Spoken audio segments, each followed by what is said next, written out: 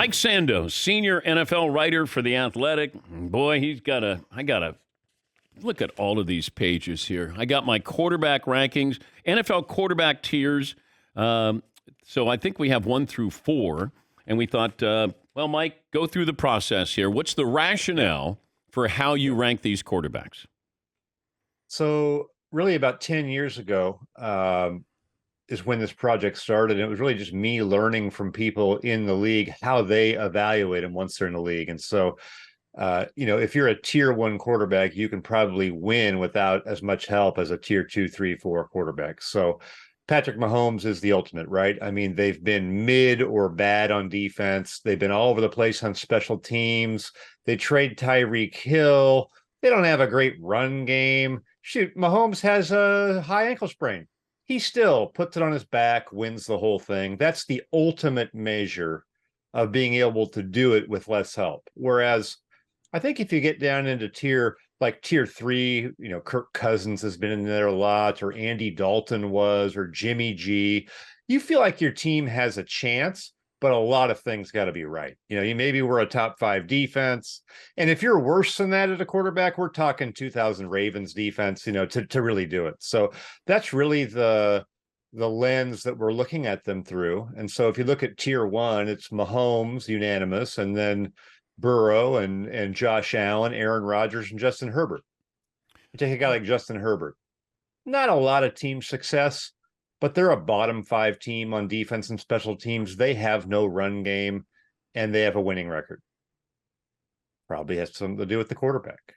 And so that's kind of how we do it. And it's really a lot of fun. I've learned so much over the years doing this, and I think it's getting better. But do you, there's some anonymous people who are involved in this giving you information. I'm curious if Mahomes has a weakness, is anybody willing to speak publicly about that? Well, funny you mentioned that. So last year when I did this, there was one tier 2 vote for him, and it caused a fear. I think Andy Reid was asked about it. I'm sure those guys use every little thing for motivation. There's not a lot of criticism of him, but I think it was, like even in this piece, it was talked about the next level for Mahomes is really getting to a Rodgers level in terms of manipulation of the clock, calling of the timeouts, maybe knowing when to give up on a play. Like if you watch Rodgers, I used to love this in Green Bay. They'd be off on the sideline, him and LaFleur would be like lost in time in his call sheet. All this stuff's going on. Rodgers is chatting up the referee on a first name basis. Rodgers is watching the clock.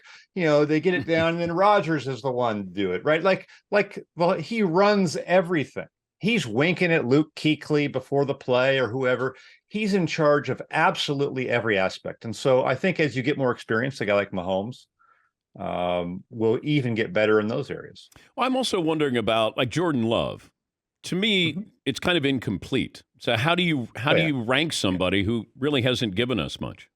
Yeah. So if you get down to tier 4, there's 2 ways you can be a tier 4 quarterback. One, not enough information. So that's Jordan Love all the way. He got 49 out of 50 votes in tier 4. You could make the case, why even have him in there?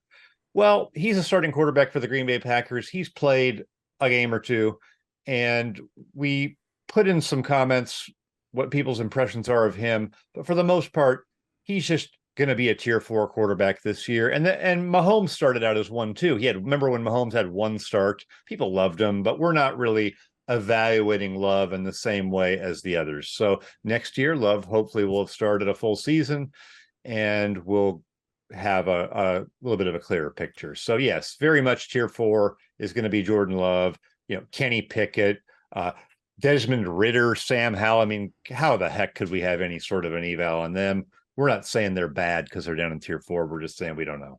How close are Herbert and Burrow?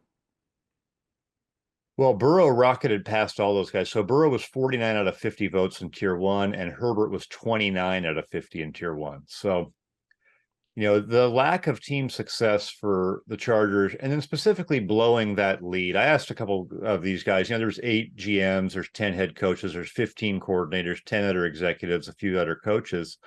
Well, what would Herbert have to do to win your tier 1 vote?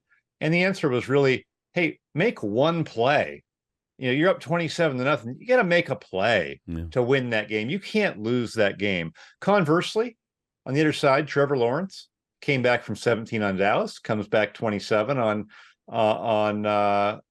the Chargers. He vaulted up into tier 2 and is now some pretty heady company. So some of those big moments and big games can color it a little bit for some of the voters. But when you talk to 50, it sort of all evens out. We're talking to Mike Sando, senior NFL writer for The Athletic, and his list is out, the top-tier quarterbacks. Also, when you start to think about MVP odds, and I do like where sometimes you look at that guy and we don't know if he's ready for the next step, and then he takes that next step. I know Justin Fields is getting a little too much love for me because you got to win. And if you're not going to be a playoff team, you're not going to be an MVP. But the thought of Justin Fields as sort of, what is he? Who is he, especially for that team? So I think 10 years ago, if he was in this thing 10 years ago, I think the reviews on him would be more negative. I think people would be looking at the flaws as a passer, which everyone acknowledges, and say, sorry, you can't do it in this league unless you can do that. Now, I think what we've seen is a little bit of a path forward through a Jalen Hurts. There's been a couple quarterbacks that have had some success and grown into something from being a really unpolished passer early on. So the makeup of Justin Fields, I think, is positive for him. I mean, I think everybody thinks he's really smart. He works really hard. He's diligent. But you're right. There was certainly a sense among the voters, hey, let's pump the brakes on the hype because he really struggled throwing the ball. And ultimately, being able to handle the kind of the pure passing situations is a component of the upper tiers, especially tier 1, because the game gets reduced to that. The other stuff melts away. I don't care how great of a runner you are. When you play in a playoff game against a good team, they're going to take that away. Or late in the game, you're down 10.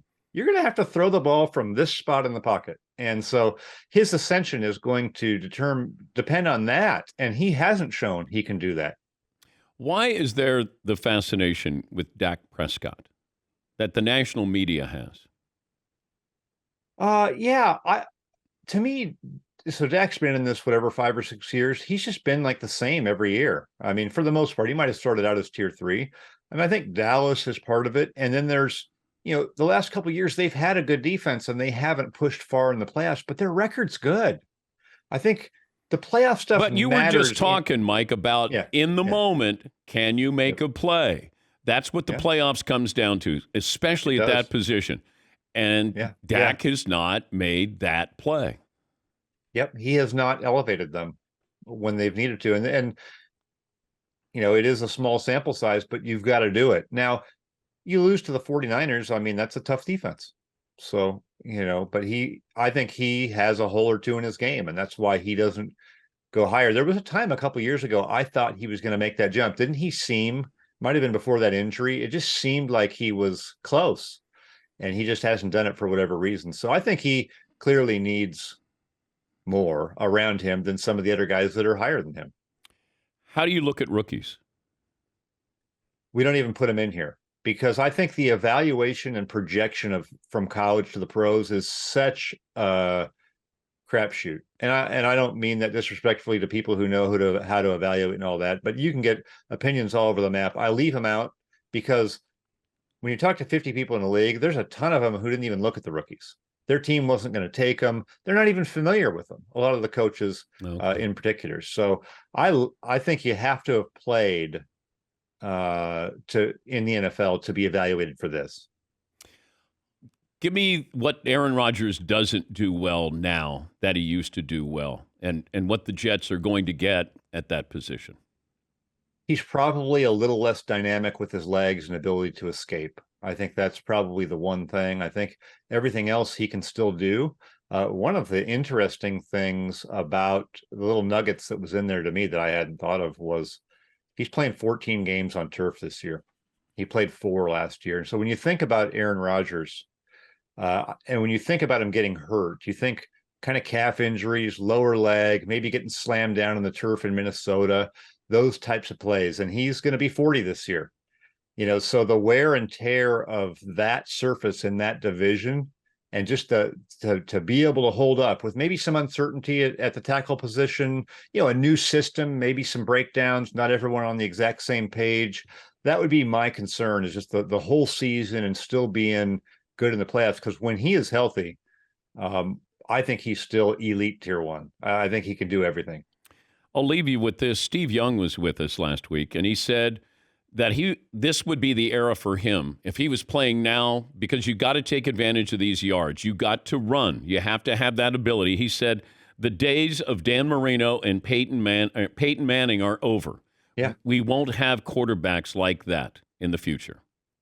Totally agree. I mean, there still could be one or two. I mean, Joe Burrow is somewhat of that, but I think if you look at tier one now compared to 10 years ago, it's the ability to create off platform and off schedule that is a part of these guys' games that we almost take for granted. Almost all of them, right? Mahomes, Josh Allen, certainly Justin Herbert. And I do think that is different. And if you look at the top two tiers, which I have felt like if you got someone in the top two tiers, you feel like you could go to win the Super Bowl, almost all of them can make a second play, like a reaction play, almost all of them. And so that's when people say, hey, how come Jared Goff isn't higher? Well, maybe he doesn't get his due, but it's got to kind of be set up for him. He's not going to create that second thing. So I totally agree. I think Steve Young, also this generation, the coaches are more adaptable. I think you're going to get fired if you have your system and don't adapt it. You can't get the quarterback. So now they will work with somebody and give him a chance. Jalen Hurts never would have probably made it. And now he makes it. Yeah, I agree.